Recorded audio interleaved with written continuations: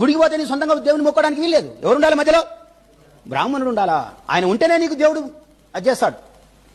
నీ తరపున అతడు దేవుని అడుగుతుంటాడు, ఏమని? అయ్యా పలానా వాడు వచ్చాడు, ఓం తదేవ బలం తారా బలం చంద్ర బలం కర్ణాడ వంగమలి హాలయామ ఉంతే జంబూదీపే భరతముంచే భరత కంటే దక్షిణ మధ్య భాగేన కృష్ణా గోదావరి మధ్య భాగే ఆంధ్రదేశేన తమ నామధేయమయ్యా అంటాడు.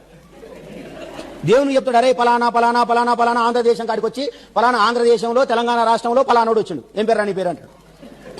అప్పుడు మన పిచ్చోడు, మన పేరు ఎట్టుంటే పిచ్చయ్య, బొందయ్య, పెంటయ్య, ఈ పేర్లు మనకుంటాయి.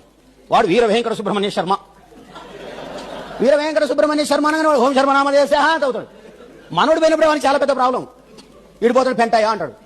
నా కొడుక నువ్వు కూడా వచ్చినవారా ఇక్కడికి, నువ్వు కూడా వచ్చిన మరి ఏం చదవాలి నీకు? ఓహం పెంటయ్య నామదేశ. తమరి నా తండ్రి గారి నామధేయం అంటే వీడు ఎవరు తెలుసుకోవాలి కదా. వాడు తెలుసుకోకుండా దేవుని చెప్పరా, దేవుని చెప్పాలి పలానోడు వచ్చిండు అని.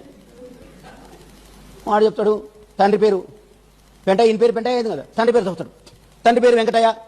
అమ్మ నా కొడుకు వీడా వాడా అంటే బెల్ట్ ఉందా లేదా అని. బెల్ట్ అంటే జంజం, జంజం ఉందనుకో మంత్రం ఉంటుంది, జంజం లేననుకో మంత్రం ఉంటుంది. ఇక్కడ జంజం లేనట్టు వెంకటయ్య అంటే జంజం లేదు 100%. శ్రీధర్ అంటే అప్పుడు కష్టం. శ్రీధర్ అంటే వీడావాడ అర్థం కాదు, కిరణ్ వీడావాడ అర్థం కాదు, కొన్ని పేరు అర్థం కానీ ఉంటాయి. పెంటయ్య వెంకటయ్య అనుకో వెంబడే ఓం వెంకటయ్య యజమానస్య. అప్పటికి కూడా వానికి ఇంకా డౌట్ క్లియర్ కాదు. ఇప్పుడు వేస్తాడు వల్ల మీ గోత్రం ఏంటి నాయన, ఇక్కడ దొరుకుతుంది. టై కట్టుకొని షూ వేసుకొని నేను ఏఈని ఏడీని ఇంకేంది కలెక్టర్ను ఎస్పీని అని టక్కేసుకొని పోతే వాడు కింద మీద చూసి మీ గోత్రం ఏందని అడుగుతాడు. లాగి చంప మీద వేసినట్టు. మనకి గోత్రం లేదుగా. వాళ్ళకైతే గోత్రాలు ఉంటాయి. భరద్వాజ గోత్రం, కౌండిన్యస్య గోత్రం, ఎస్సీలకు ఎస్టీలకు గోత్రాలు ఉండవు.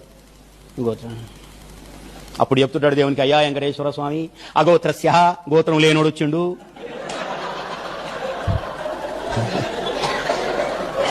దేవునికి ఏం చేయాలో చెప్తాడు వీడు ఇక్కడ కూర్చొని.